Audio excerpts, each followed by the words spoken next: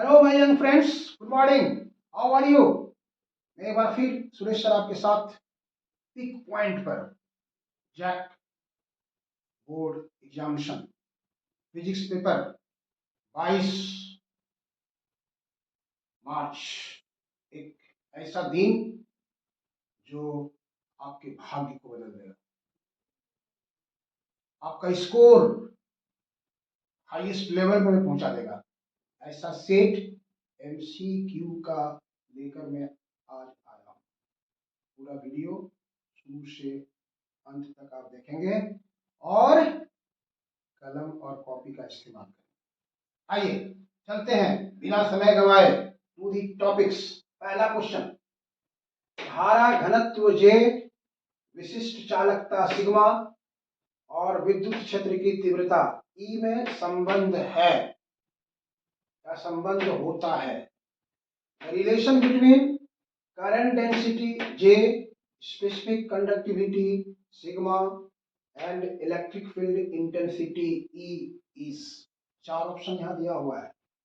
इस चार ऑप्शन में से कौन सा ऑप्शन होगा? आप पढ़े होंगे Ohm's law in microscopic forms. Ohm's law in microscopic forms में होता है J equal to sigma E. ये ओम्स लॉ का माइक्रोस्कोपिक फॉर्म्स कहा जाता है। That will be answer and that is option B. That is option B, J equal to sigma E. J हो गया करंट डेंसिटी, सिग्मा आपको यहां देख रहे हैं स्पेसिफिक कंडक्टिविटी, इसको हिंदी में विशिष्ट चालकता कहते हैं, और ई है इलेक्ट्रिक फील्ड इंटेंसिटी। चलिए, very good, this is very very most important question. ये कई बार पूछा गया है, आपको ये शॉर्ट क्वेश्चन में भी आता भी है ये कि स्टेब्लिश रिलेशन, ये रिलेशन निकालने के लिए भी आता है, इसको अपना वहां भी देख लेंगे। नेक्स्ट क्वेश्चन, एक तार में 1 माइक्रो एम्पियर की धारा प्रवाहित होती है, तो तार से प्रति सेकेंड कितने इलेक्ट्रॉन का प्रवाह होगा? ए current of 1 microampere flows through a wire, then number of electrons flowing per second through the wire। उस तार से होकर के पर सेकेंड कितना इलेक्ट्रॉन्स फ्लो होगा? अब फॉर्मूला पढ़े थे, इलेक्ट्रॉन्स फ्लो करना है I equal to Q by T. Q मतलब N E by T, N equal to I into T by E. I हो गया 1 माइक्रो एम्पियर। माइक्रो मतलब समझ रहे हैं आप, 1 माइक्रो एम्पियर मतलब 10 to the power minus 6 ampere. तो this is 10 to the power minus 6 पर सेकेंड, और दिस इज 6 इलेक्ट्रॉन का चार्ज यहाँ पे है। ये यहाँ पे आपका हो गया 1 into 10 to the power minus 6 पर सेकेंड कह रहा है। यहाँ पर देखिए इलेक्ट्रॉन का 4 पर सेकेंड में कितना होगा, तो 1 सेकेंड हम यहाँ दे दिए, और इलेक्ट्रॉन का चार्ज जानते हैं आप 1.6 into 10 to the power minus 19। ये हो गया यहाँ से। अब इसको सोल्व कर देना है, इसको ऊपर ले जाइए आप, 10 बाय 16, और ये हो जाएगा 10 to the power minus 6 plus 19। इसमें से आप डिवाइड कीजिए इसको, दिस इज 0.625, और ये हो गया 10 to the power 13। 0.625 10 to the power 13 select कीजिए। कहां पर है ये? This is option number A. This is option number A, 0.625 10 to the power 13। Okay, next come to problems number 3। 3 में देखिए क्या कहता है, एक विद्युत द्विध्रुव समरूप विद्युत क्षेत्र में अनुभव करता है। इन electric dipole experiences in uniform electric field. Uniform electric field में एक डायपोल रखा गया है, तो वो क्या एक्सपीरियंस करेगा? यूनिफॉर्म इलेक्ट्रिक फील्ड में एक डायपोल रखा हुआ है। आप रिकॉल कीजिए इस फिगर को, ये रिकॉल कीजिए आप, ये यूनिफॉर्म इलेक्ट्रिक फील्ड है, यहाँ पे प्लस क्यू चार्ज है, इधर फोर्स काम करेगा क्यू ई, यहाँ पे माइनस क्यू चार्ज है, इधर फोर्स काम करेगा माइनस क्यू ई। टॉर्क इसका आप निकालते थे, याद कीजिए, torque is equal to P cross E. P cross E, ये P है और ये E है, दोनों के बीच का एंगल थीटा है। नेट फोर्स अगर निकालेंगे आप, नेट फोर्स, तो plus QE minus QE 0। Net force जो हो जाएगा, नेट फोर्स अगर आप निकालेंगे यहां से, तो QE प्लस और माइनस QE, तो दिस इज 0। यहां क्या कहता है, an electric dipole experiences uniform electric field, एक परिणामी बल, ए नेट फोर्स, लो दिस इज 0, एक्सपीरियंस नहीं करता है। एक बलाघूर्ण, एक टॉर्क, एक टॉर्क एक्सपीरियंस कर रहा है, यहां पर देख रहे हैं आप, ये एक्सपीरियंस कर रहा है। दोनों, बोथ ए एंड बी, इसमें से कोई नहीं, नन ऑफ दिस, इसलिए answer will be option your B, B option है, ऑप्शन बी है। Now come to question number 4। 4 में आइए। 4 का जो ऑप्शन क्वेश्चन है, ये लॉजिक गेट से रिलेटेड है। आप याद रखेंगे, लॉजिक गेट दो प्रकार का, एक बेसिक लॉजिक गेट, एक यूनिवर्सल लॉजिक गेट, आधारी गेट, और दूसरा सार्वत्रिक gate. Basic logic gate and और नॉट, और universal gate NAND gate, NOR gate. यहां कहता है और गेट का बूलियन व्यंजक होता है, द बूलियन एक्सप्रेशन ऑफ और गेट। और का मतलब आपको बताए थे एडिशन, और का मतलब होता है एडिशन, इसलिए option will be A, option will be A, और gate. Question number 5, NAND gate का बूलियन व्यंजक है, the Boolean expression of NAND gate. NAND gate का मतलब हुआ NOT gate plus AND gate, NOT gate और plus AND gate. AND gate में NOT gate add कर देंगे, output of AND gate, input of NOT gate, resultant is NAND gate. तो ये AND का मतलब होता था A into B, A into B, और नॉट मतलब उसका कॉम्प्लीमेंट, नॉट मतलब उसका कॉम्प्लीमेंट, इसलिए ए डॉट बी का complement that is Y, A dot B का कॉम्प्लीमेंट दैट इज वाई, इसलिए option number is C, option number is. चलिए आगे बढ़ते हैं। Next question number 6। Question number 6 देखिए, ताप बढ़ने से अर्धचालक का प्रतिरोध क्या होता है। On increasing the temperature the resistance of A semiconductor. Material आप जान रहे हैं तीन प्रकार का, कंडक्टर, इंसुलेटर और सेमीकंडक्टर। कंडक्टर का, इस पर एक क्वेश्चन आता है, कंडक्टर का रेसिस्टेंस टेम्परेचर बढ़ने से बढ़ता है और सेमीकंडक्टर का घटता है। इसलिए सेमीकंडक्टर का रेसिस्टेंस जो होगा वो टेम्परेचर बढ़ने से डिक्रीज करेगा। तो ऑप्शन क्या होगा यहाँ पे, यहाँ पे हो जाएगा डिक्रीज करता है, option number B, option number B. Question number 7, एक धारावाही चालक उत्पन्न करता है, a current carrying conductor produces, a current carrying conductor produces. यहाँ तीन तरह का क्वेश्चन आता है, आपको आप बताते हैं, आज रखिएगा। एक चार्ज रेस्ट में है तो वो क्या प्रोड्यूस करेगा। ये तीन क्वेश्चन यहाँ पर, एक क्वेश्चन के साथ हमने यहाँ एक क्वेश्चन डाला है, लेकिन इससे रिलेटेड 3 टाइप्स ऑफ क्वेश्चन पूछा जाता है, हम तीनों को एक साथ डील कर देते हैं। अगर ये चार्ज रेस्ट में है, अगर ये चार्ज रेस्ट में है तो ये सिर्फ इलेक्ट्रिक फील्ड प्रोड्यूस करेगा, विद्युत क्षेत्र, इलेक्ट्रिक फील्ड प्रोड्यूस करेगा।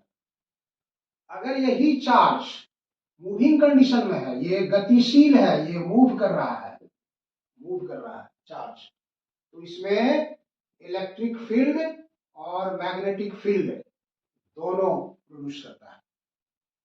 लेकिन अगर किसी तार से होकर के, किसी वायर से होकर के करंट फ्लो करता है तो ये सिर्फ और सिर्फ बी मतलब मैग्नेटिक फील्ड प्रोड्यूस करता है। इसलिए 3 क्वेश्चन का आंसर एक एमसीक्यू में छिपा हुआ है। एक स्थिर आवेश केवल विद्युत क्षेत्र उत्पन्न करता है, a charge at rest only produces electric field. एक मूविंग चार्ज, एक गतिशील आवेश, produces both electric field and magnetic field.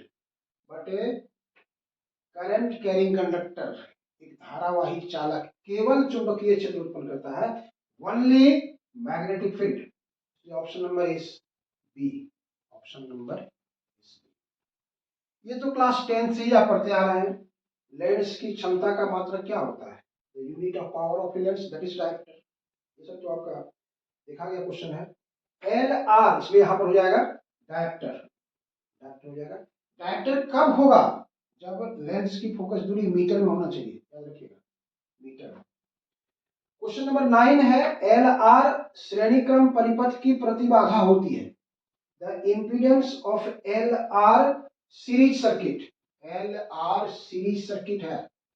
L हो गया आपका इंडक्टर कॉइल का रेसिस्टेंस एल हो गया, और आर है आपका रेसिस्टेंस, मतलब ये सर्किट है ये। This is your R, this is your R and this is L. ये आर है और ये एल है।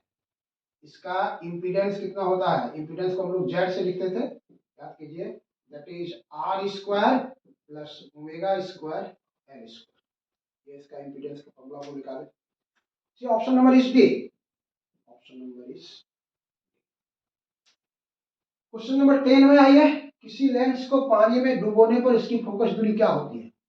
The focal length of a lens when immersed in water increase करता है, और आप याद रखिएगा लगभग 4 गुना बढ़ जाता है।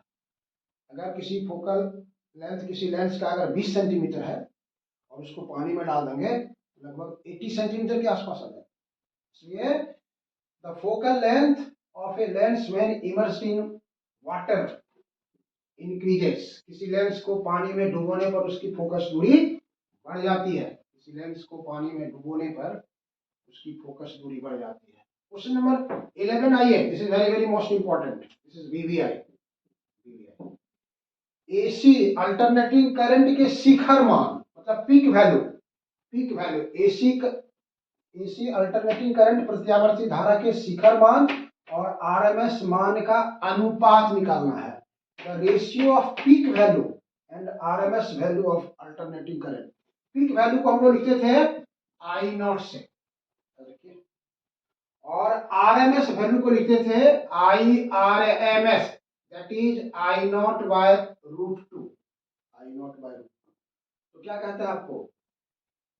Ratio of peak value, peak value मतलब आई नॉट और I R M S naught, I R M S दोनों का the ratio of peak value and R M S value of AC. तो पीक वैल्यू आई नॉट हो गया, तो ये हो गया आपका कितना? ये हो गया आई नॉट, और इसके जगह पर लिखेंगे तो क्या लिखेंगे? आई नॉट बाय √2। ये आपको कैंसिल हो जाएगा, ये चला जाएगा √2, I not by I R M S √2 हो जाएगा। लेकिन अगर याद रखिएगा, अगर उलट के दे दिया आपको, अगर पूछा आपको I R M S by I naught का रेशियो, यहाँ पर पहले दिया हुआ है शिखर मान और आर एम एस मान, peak value and R M S value, तब आपका आया ये। लेकिन अगर ये आया यहाँ से तो ये हो जाएगा आपका, देखिए, आई नॉट बाय √2, और ये नीचे है आई नॉट, तब ये कैंसिल आ जाएगा, तब ये हो जाएगा 1/√2। यहाँ पे क्वेश्चन ये नहीं पूछ रहा है, this is not question, this is not question, ये क्वेश्चन पूछ रहा है, इसलिए option will be B, that is B. Question number 12 में आइए, देखिए 12 में कह रहा है विद्युत चुंबकीय तरंग में विद्युत क्षेत्र और चुंबकीय क्षेत्र की तीव्रता के आयाम का अनुपात, आप जानते हैं इलेक्ट्रोमैग्नेटिक में क्या होता है? इलेक्ट्रोमैग्नेटिक में 3 होता है, ये एक्स एक्सिस है, वाई एक्सिस है, जेड एक्सिस है। इधर वाइब्रेशन करता है इलेक्ट्रिक फील्ड, इधर वाइब्रेशन करता है मैग्नेटिक फील्ड। इलेक्ट्रिक फील्ड का ग्राफ ऐसे आता है, मैग्नेटिक फील्ड का ग्राफ ऐसे आता है। ये इलेक्ट्रिक फील्ड ई हो गया, ये मैग्नेटिक फील्ड हो गया। वाई और जेड के बीच का एंगल कितना होता है? तो इलेक्ट्रिक फील्ड और मैग्नेटिक फील्ड का रेशियो यहाँ कह रहा है, इलेक्ट्रिक फील्ड ई नॉट और मैग्नेटिक फील्ड बी नॉट। विद्युत चुंबकीय तरंग में विद्युत क्षेत्र की तीव्रता और चुंबकीय क्षेत्र की तीव्रता के आयाम, ये आयाम हो गया आपका विद्युत क्षेत्र का, और ये हो गया चुंबकीय क्षेत्र का आयाम। इसका रेशियो किसके बराबर होता था? Speed of light, speed of light. और स्पीड ऑफ लाइट का फॉर्मूला हम लोग लिखे थे इसको 1/√μ0 × ε0। ये ऑप्शन तो वहां पर है नहीं, इस यूनिट में है, तो चूज कीजिए कहाँ पर है ये option number B. Option number B देखिए 1/√μ0 इंटू एप्सिलॉन नॉट।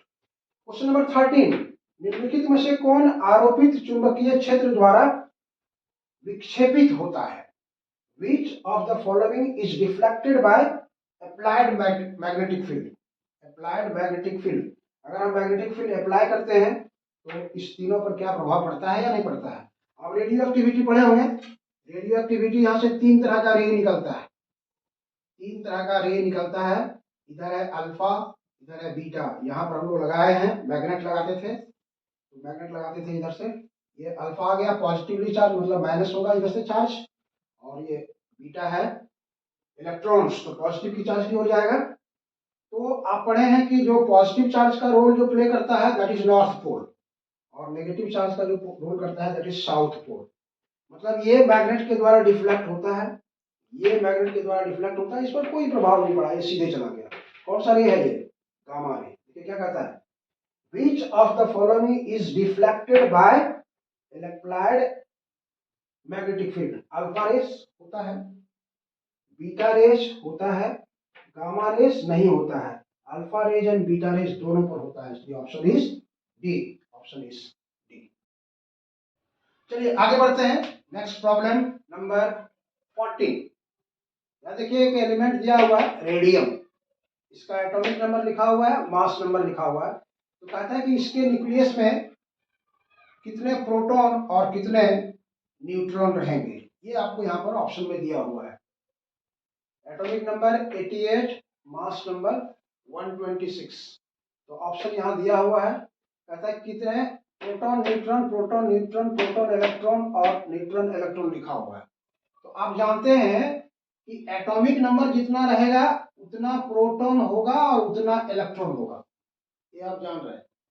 और न्यूट्रॉन निकालना है, न्यूट्रॉन अगर निकालना है तो न्यूट्रॉन का मतलब होगा दिस माइनस दिस, 226 माइनस 88, ये आ जाएगा आपको 138। तो अब देखिए ये न्यूट्रॉन हो गया 138, प्रोटॉन हो गया 88, इलेक्ट्रॉन हो गया 88। यहाँ देखिए कहता है 138 प्रोटॉन, तो ये गलत है, नहीं हो सकता है। 138 न्यूट्रॉन ये बता रहा है और 88 प्रोटॉन, इसलिए ये बिल्कुल सही है। 226 प्रोटॉन तो ये भी गलत है, 226 न्यूट्रॉन तो ये भी गलत है, इसलिए ऑप्शन है बी 138। क्वेश्चन नंबर 15 में आइए। सामान्य समायोजन में खगोलीय दूरदर्शी की लंबाई होती है। The length of N astronomical telescope in normal adjustment. Length of instrument कहां से कहलाता है? ऑब्जेक्ट लेंस से आई लेंस के बीच की दूरी। ये आपका ऑब्जेक्ट लेंस है और ये आई लेंस है, इसके बीच का जो डिस्टेंस है वो आपको कहलाता है लेंथ। लेंथ एस्ट्रोनॉमिकल टेलीस्कोप में नॉर्मल एडजस्टमेंट में, मतलब जब क्या कह सकते हैं उसको कि इमेज जो बनता है, फाइनल इमेज इन्फिनिटी पर बनता है, तो वो नॉर्मल एडजस्टमेंट कहलाता है। तो वो ये लेंथ एफ और एफ ई के सम के बराबर होता है, इसलिए option will be F O plus F E. ये F O by F E इसका मैग्नीफाइंग पावर है, ये इसका मैग्नीफाइंग पावर है। This is equal to M, ये मैग्नीफाइंग पावर है एस्ट्रोनॉमिकल टेलीस्कोप, इसलिए ऑप्शन बी नंबर होगा।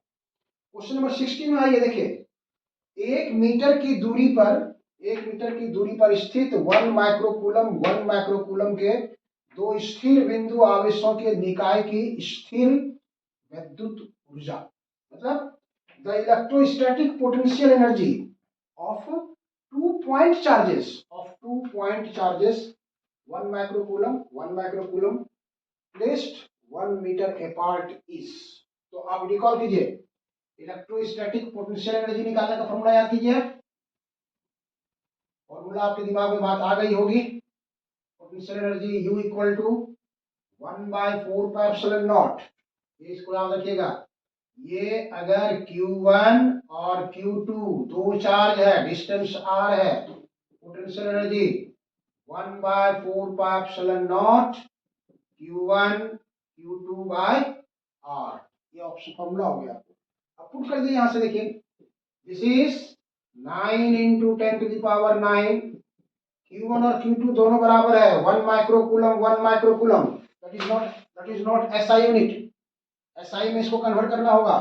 1 microcoulomb 10 to the power -6, 10 to the power -6 और 1 मीटर है तो 1 आ गया ये, तो this is 9, 10 to the power 9 और -12, that is 9 into 10 to the power -3। Choose कीजिए ऑप्शन कहां पर है ये, 9 इंटू 10 टू द पावर -3, दो जगह है, यहाँ इलेक्ट्रॉन वोल्ट लिखा है, यहाँ जूल लिखा हुआ है, इसलिए SI यूनिट में जूल आएगा, option will B C.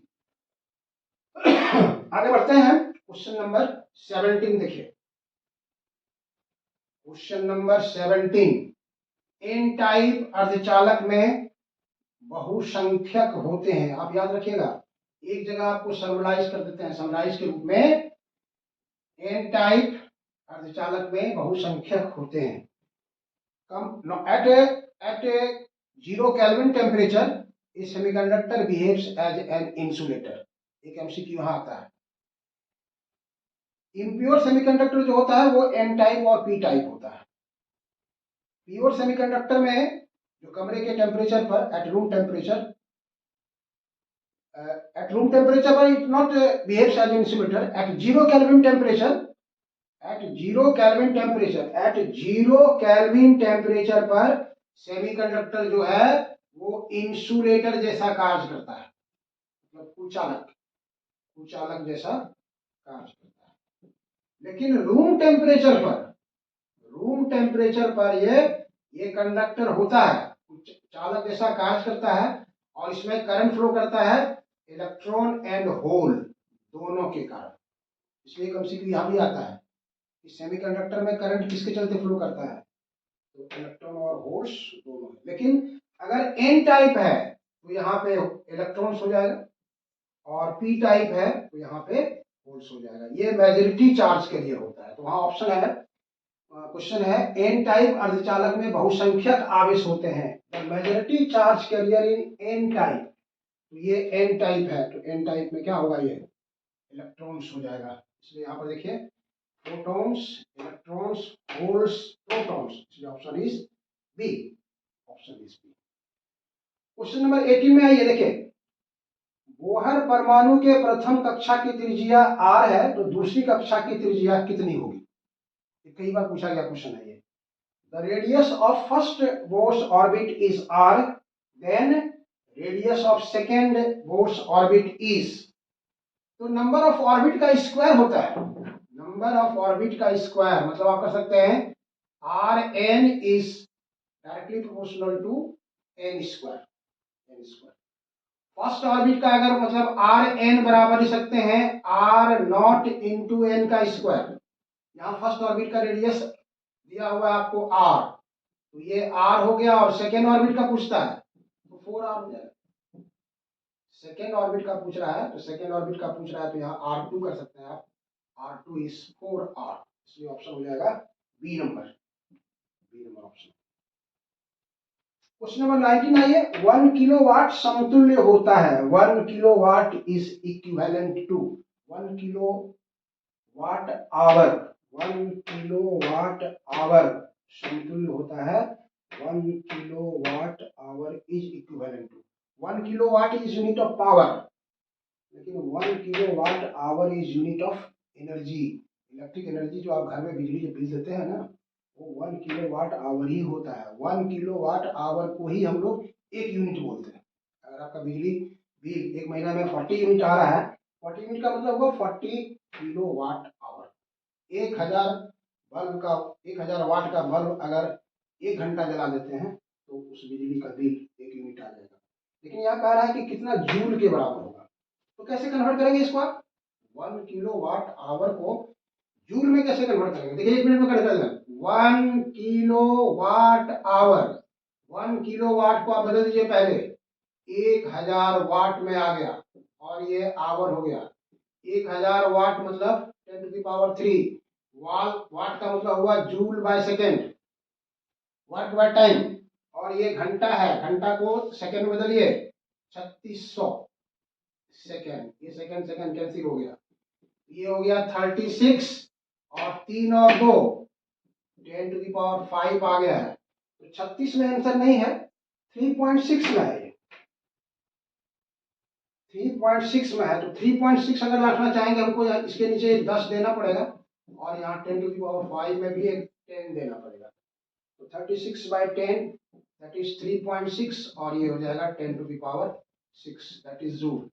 Choose कीजिए कहाँ पर है ये 3.6 into 10⁵, A number first option ही है 3.6 into 10⁵ joule. Question number 20, AND gate का बुलियन व्यंजक होता है। The Boolean expression of AND gate, the Boolean expression of AND gate. बिल्कुल देखिए ये गेट आपको बता रहे हैं बहुत ही इंपॉर्टेंट है, इसलिए आप सबका बुलियन एक्सप्रेशन एक साथ याद रखिएगा। ये देखिए हम आपको लिख देते हैं एंड, और, नॉट, नेंड, नॉर, एक साथ आपको हम यहाँ पर लिख दिए। एक क्वेश्चन तो रहेगा ही, एंड का मतलब हुआ मल्टीप्लीकेशन, इसलिए a इंटू बी बराबर वाई, और का मतलब हुआ एडिशन, इसलिए a plus B equal to Y, NOT का मतलब हुआ कॉम्प्लीमेंट, मतलब यहां पर लिख सकते हैं x का कॉम्प्लीमेंट दैट इज y, एक इनपुट होता है। नेंड का मतलब हुआ नॉट एंड, एंड मतलब a इंटू बी का complement that is y, NOT का मतलब हुआ प्लस a प्लस बी का कॉम्प्लीमेंट दैट इज y। ये क्वेश्चन भी हो सकता है, ये क्वेश्चन भी हो सकता है, ये क्वेश्चन भी हो सकता है, ये क्वेश्चन भी हो सकता है। यहाँ किसका दिया है एंड गेट, एंड का मतलब क्या बताया आपको मल्टीप्लीकेशन, इसलिए a इंटू बी का y, where is option number B, option number B. इसलिए गेट से क्वेश्चन हमेशा रहता है, आप याद रखेंगे।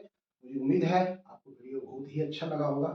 आप इसको अगर अच्छा लगा तो आप इसको शेयर करेंगे, सब्सक्राइब करेंगे और लाइक करेंगे, घंटी बजा देंगे।